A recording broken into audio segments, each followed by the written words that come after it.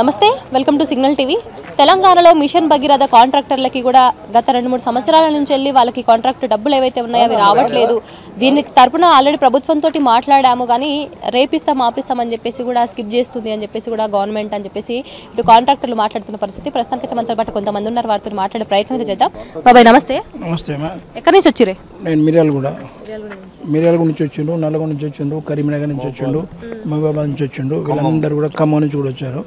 అయితే ఇప్పుడు మాకు మిషన్ భగీరథలో 1921 నుంచి 2021 నుంచి బిల్స్ 5 ఏళ్ళు ఇప్పటికి ఒక్క బిల్స్ కూడా ఇవ్వలేదు. ఏకేబీఆర్ అన్నారు, ఆ పైసలు ఇవ్వలేదు. లేదా వేరే రకాలు కూడా ఒక్క పైసా ఇవ్వలేదు. కాబట్టి 5 ఏళ్ళ సంది మేము కొంతమంది చచ్చిపోయినారు కూడా పైసలు లేక. ఇటువంటి పరిస్థితుల్లో గవర్నమెంట్ వీళ్ళందరినీ పీడించి వాళ్ళు చంపినాక కొంతమంది ఫ్యామిలీలు కూడా పుస్తకాలు తాడు అమ్ముకొని కూడా పనిచేశారు. వాళ్ళకు కూడా గవర్నమెంట్ నడుస్తుంది, పైసలు ఇవ్వకపోతే ఎట్లా, ఎవరు ఇవ్వాలి? ఇక్కడికి వచ్చినప్పుడల్లా ఏదో 30-40 మంది వస్తే పోలీసు వాళ్ళని పెట్టడం, పోలీసు వాళ్ళతోటి భయపెట్టించి ఎలగొట్టడం, ఇదేమన్నా గవర్నమెంట్. కాబట్టి మాకు 2021 నుంచి దాదాపుగా 200 కోట్లు గవర్నమెంట్ మాకు ఇవ్వాలి, ఈ అన్ని జిల్లాలకు కలిసి. కాబట్టి దయచేసి మేము చేసినాం పని, క్యూసులు కూడా ఇచ్చినాం. క్యూసులు ఇచ్చినాక కూడా మీరు క్లారిఫై అయ్యింది ఈ బిల్స్ ఇవ్వకుండా ఎట్లా. కాబట్టి దాని గురించి మాకు బిల్స్ వచ్చే ప్రయత్నం చేయండి. అది ఇప్పుడు ఒక్కొక్కరిది కాంట్రాక్ట్ ఎప్పుడు తీసుకున్నారు, అంటే ఏ సంవత్సరంలో కాంట్రాక్ట్ తీసుకున్నారు? ఇప్పుడు ప్రతి ఒక్కరికి ఎంత పైసలు వచ్చేది ఉంది? 2015 చేసాము. అయితే 20 వరకు అన్ని బిల్స్ వచ్చినాయి, 21 నుంచి రాలేదు. కాబట్టి దాని కొరకు మేము ధర్నా కూడా చేయలేదు, రిక్వెస్ట్ అడుగుతున్నాం గవర్నమెంట్ను. కాబట్టి మాకు ఇప్పిస్తే సరిపోతుందని సంతోషపడుతున్నాం. ఒక్కొక్కరికి ఎంత అమౌంట్ వచ్చేది ఉంది? ఒకళ్ళకి 60 లక్షలు, నాకు 12 లక్షలు, ఈయనకు 10 లక్షలు, 1,20,00,000 కూడా వచ్చిన బిల్స్ ఉన్నాయి ఇందులో. అంతవరకు మొత్తం 120 కోట్లు అయితే మొత్తం క్లియర్ అయిపోతుంది మొత్తంలో. అంటే మన స్టేట్ వరకు 120 కోట్లు ఉన్నాయి మేడం. ఆ 120 కోట్లు ఇచ్చేస్తే మాకు క్లోజ్ అయిపోతుంది. 2021 అంటే దాదాపు ఒక 4 సంవత్సరాలు అయితేనే ఉంది. మీరు అప్పటి నుంచి కూడా అడుగుతలేరా? అడుగుతున్నాం మేడం, కానీ బడ్జెట్ ఇటు కేటాయిస్తలేరు. ఇక వాళ్ళు ఎటు పోతానే మాకు తెలియట్లేదు. ప్రయత్నం చేసినప్పుడు కలుస్తలేరు, వాళ్ళు లోపల రాణిస్తలేరు. కాబట్టి వచ్చున్నాం పోతున్నాం. మేము ప్రతి సంవత్సరం అడుగుతున్నాం. మరి వాళ్ళు ఇవ్వనప్పుడు మేమేం చేయలేం కదా. గవర్నమెంట్ తోటి రిక్వెస్ట్ చేయడం మా బాధ్యత. ఇవ్వని ఇప్పుడు ఏదున్నా కానీ కొంత గవర్నమెంట్తో మాట్లాడి మొత్తం అమౌంట్ కాకపోయినా దాంట్లో సగమైనా కానీ ఇవ్వాలి కదా. మరి సగం ఇవ్వడానికైనా కానీ ముందుకు వస్తుందా ప్రభుత్వం? లేదు, ఏది లేదు ఇంతవరకు. మాకు ఇప్పుడు కనీసం అయినా ఇప్పుడు 3-4 ఇయర్స్కి వెళ్తే రూపాయి కూడా బిల్లు లేదు. మేము నిరుపేదలను చాలా కష్టం చేసుకుంటే వాళ్ళు మాకు వస్తుంది. కనీసం ఇప్పుడు మేము 10 లక్షలు అప్పు తెస్తే కనీసం ఇప్పుడు 20 లక్షలు 30 లక్షలు మాకు ఇంట్రెస్ట్ అయిపోయింది. ఇప్పటివరకు మేము చాలా అప్పులో ఉన్నాము, చాలా ఇబ్బందులు ఉన్నాము సార్. దయచేసి మాత్రం మాకు బిల్స్ ఇవ్వాలని కోరుతున్నాం గవర్నమెంట్ని. ఖచ్చితంగా ఇవ్వాలి మాకు. ఎందుకంటే మేము చూడండి, ఇంట్రా మేము చేసి కూడా 4 ఇయర్స్ అయిపోయింది, కంప్లీట్ అయ్యి కూడా మాకు వచ్చే 10,000 5,000 ఆశపడి మేము ఇవాళ చేస్తే ఇవాళ మాకు అసలు రూపాయలు లేకుండా ఇంట్లో చాలా ఇబ్బందులు ఉన్నాయి సార్. మేము చనిపోయే కాలం ఉంది మా పరిస్థితి.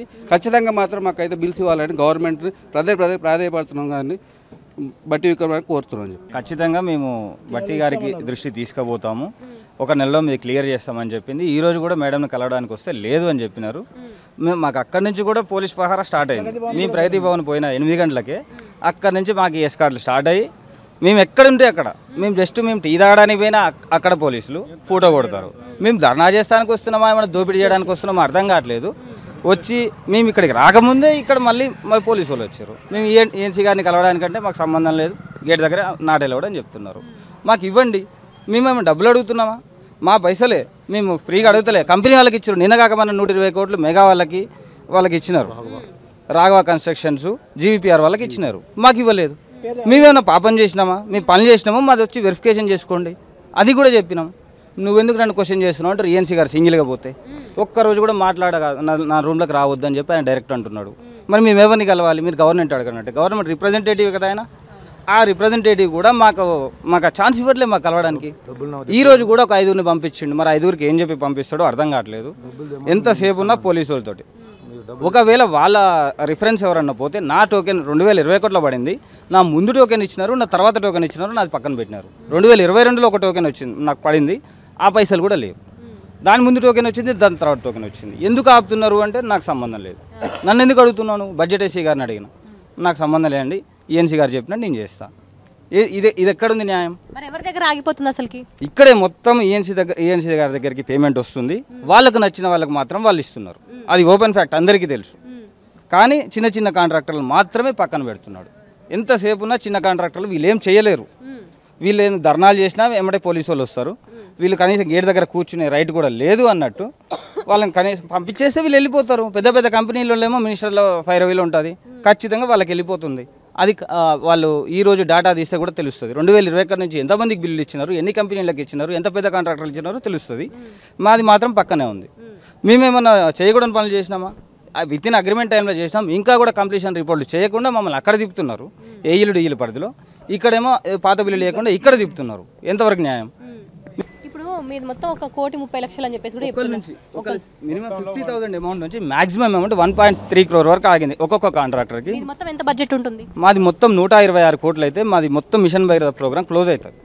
అది కూడా దాంట్లో సార్ మేమేమన్నాం లాస్ట్ టైం వచ్చినప్పుడు, సార్ 50% అని ఇవ్వండి, ఫస్ట్ పాత సీనియారిటీ ప్రకారం టోకెన్లు ఇచ్చేయండి అని చెప్పినా కానీ దానికి కూడా ఆన్సర్ లేదు. వచ్చినప్పుడు ఇస్తాం, గవర్నమెంట్ దగ్గర పైసలు లేవు. మీకు సమాధానం కూడా నిర్లక్ష్యంగానే చెప్తున్నారు. నిర్లక్ష్యంగానే చెప్తున్నారు. మొన్న సీతక్క గారు వచ్చినప్పుడు మాత్రమే కొంచెం ఆమె పాజిటివ్గా రెస్పాండ్ అయింది. నేను బట్టి గారి దృష్టికి తీసుకుపోతా అండి, ఖచ్చితంగా నేనైతే మాట్లాడతా, అమౌంట్ లేవు కానీ నేనైతే సెట్ చేపిస్తా, నా పరిదే, నా డిపార్ట్మెంటే కాబట్టి ఆమె కొంచెం పాజిటివ్ రెస్పాండ్ అయింది. కానీ ఆఫీస్లో మాత్రం రెస్పాన్స్ లేదు, ఎలాంటి రెస్పాన్స్ లేదు. ఒక్కరు పోతే మాత్రం మరి చీమనే పురుగుని చూసినట్టు చూస్తారు. ఒక ఇట్లా 4-5 పోతే మాత్రమే వాళ్ళు కూడా మాట్లాడతారు. నా పరిస్థితి ఏంటి అంటే, సార్ నేనేం చేయలే అంటారు. ఒక్కరు పోతే మాత్రం నువ్వు ఎందుకు వచ్చినావు, నీకేం పని, నన్ను ఎందుకు అడుగుతున్నావు, ఈఎన్సీ గారు మరీ ఇంకా దారుణం, నన్ను ఎందుకు అడుగుతున్నావు, క్వశ్చన్ చేస్తున్నావు, ఇదే మాట వస్తుంది. ఆన్సర్ మాత్రం రాదు అక్కడి నుంచి. ఏం చేయాలో అర్థం కావట్లేదు మాకు. ఇంకా నెక్స్ట్ టైం వచ్చేటప్పుడు మేము ఇక సూసైడ్ చేసుకోవడానికి తప్ప వేరే ఆప్షన్ లేదు మాకు రావడానికి. ఎంతమంది ఉన్నారు మీరు మొత్తం? మినిమం ఒక 200 మందికి రావాలంతే, ఎక్కువ మంది కూడా లేరు. ఇప్పుడు పోలీసు వాళ్ళు మాత్రం మినిమం 200 మంది ఉన్నారు అంతే, 200 మందికి రావాల్సింది ఉంది. ఇక మేము దాదాపు మా వాళ్ళు ఏంటంటే కొంతమందికి తక్కువ అమౌంట్ ఉంది కాబట్టి వాళ్ళు రావట్లేరు. వచ్చిన వాళ్ళు అవసరం ఉన్న వాళ్ళు, పీకల మీదకి ఉన్న వాళ్ళు మాత్రమే ఇక్కడికి వస్తున్నారు. మినిమం 10 లక్షల నుంచి ఉన్న వాళ్ళు మాత్రమే ఇక్కడ ఉన్నారు. వీళ్ళు ఎంతసేపు ఉన్నా మమ్మల్ని గేట్ కాడ కూర్చోబెడతారు. మేము సూసైడ్ చేసుకుంటా అంటే వాళ్ళైతే ఆపలేరు కదా. ఇంకా అదే నెక్స్ట్ టైం మా పరిస్థితి అది. అంతకుమించి మేము చేయడానికి కూడా ఏమీ లేదు. ఇప్పుడు బడ్జెట్, ఇప్పుడు మీతో పాటు కంపెనీస్ కూడా వర్క్ చేశాయి మిషన్ భగీరథలో. ఏం లేదు, అసలు రెస్పాన్సే లేదండి. ఇప్పుడు అసలు మేము ఎంట్రన్స్ కాకముందుకే పోలీసు వాళ్ళు వచ్చి లేదు వచ్చే ముచ్చట్లేదు. అక్కడ ప్రజాభవన్ కాడికి పోతే అదే పరిస్థితి, ఇక్కడికి వస్తే అదే పరిస్థితి. ఉదయం 4 గంటలకు లేచి వచ్చినాం. ఇప్పుడు మీరు అక్కడికి వెళ్ళారు, లోపల ఏమని చెప్పారు అధికారులు మీతో? మేము పోయి మా స్టేట్ ఈఎన్సీ గారిని కలవడం జరిగింది.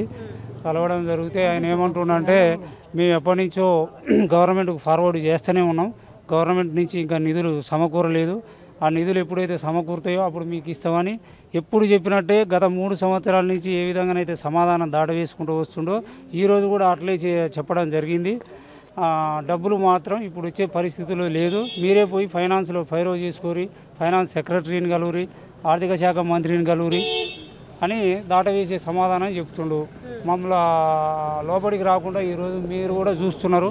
మేము వచ్చింది ఒక 20 మంది కాంట్రాక్టర్లు, మా అప్పులు వడ్డీలు కట్టలేక ఇబ్బందులు పడుకుంటా ఈఎన్సీ గారిని కలుద్దామని మేము ఇక్కడికి వస్తే ఒక 50 మంది పోలీసు వాళ్ళని పెట్టి గేట్ దగ్గరనే మమ్మల్ని లోపలికి రానియకుండా చేసే ప్రయత్నం చేసిండు. అయినా కూడా మేము పోలీసు వాళ్ళ దగ్గర ఏడిచి అలా కాళ్ళు చేతులు పట్టుకొని లోపలికి పోవడం, అది కూడా రిక్వెస్ట్ చేస్తే ఒక 5గురిని మాత్రమే లోపలికి పంపడం జరిగింది. అక్కడ ఈఎన్సీ గారు కూడా మాకు కరెక్ట్ అయిన సమాధానం చెప్పలేకపోతుండు. కాబట్టి మేము ఈసారి భారీ సంఖ్యలో మా మంత్రి, మా పంచాయతీరాజ్ శాఖ మంత్రి సీతక్క గారిని కూడా గత నెల 20వ తారీఖున ఇక్కడనే కలవడం జరిగింది. ఆమె కూడా గత నెల 20వ తారీఖు మేమందరం ఇక్కడ కలిసి అడిగినప్పుడు 100 కోట్ల రూపాయల టోకెన్ రైజ్ చేసి ఉంది, దాన్ని తప్పకుండా 10 రోజుల్లో క్లియర్ చేపిస్తామని మాకు ఆ రోజు హామీ ఇచ్చారు. ఆ రోజు కూడా 50 మంది కాంట్రాక్టర్లు వచ్చారు. ఆ టోకెన్ ఇప్పటి వరకు కూడా మాకు ఆ అమౌంట్ ఇవ్వలేదు. పైగా ఎంతసేపు ఉన్న మెగా కృష్ణారెడ్డి, జీవీపీఆర్, కేఎస్ఆర్, రాఘవ, పొంగులేటి శ్రీనివాసరెడ్డి గారు వీళ్ళ కంపెనీలకు మాత్రమే డబ్బులు ఇవ్వడం జరుగుతుంది. గత ఆగస్టు నెలలో 250 కోట్ల రూపాయలు వాళ్ళకు మెయింటెనెన్స్ కింద ఇచ్చిర్రు. ప్లస్ సీతక్క గారు మాకు 100 కోట్లు ఇప్పిస్తామని హామీ ఇచ్చిన తర్వాత కూడా మొన్న పోయిన 4 రోజుల క్రితం శనివారం రోజు అదే మెగా కృష్ణారెడ్డి కానీ, పొంగులేటి శ్రీనివాసరెడ్డి గారికి కానీ, పోతే కేఎస్ఆర్ కంపెనీ వాళ్ళకి కానీ వీళ్ళకు 124 కోట్ల రూపాయలు వాళ్ళకి ఇవ్వడం జరిగింది. అదే కంపెనీ వాళ్ళకు 270 కోట్లు ఆగస్టు నెలలో ఇవ్వడం జరిగింది. మళ్ళీ ఇప్పుడు కూడా 124 కోట్లు వాళ్ళకి ఇవ్వడం జరిగింది. రాష్ట్ర వ్యాప్తంగా మా అందరికి కూడా 121 కోట్ల రూపాయలు మాత్రమే పెండింగ్ ఉన్నది.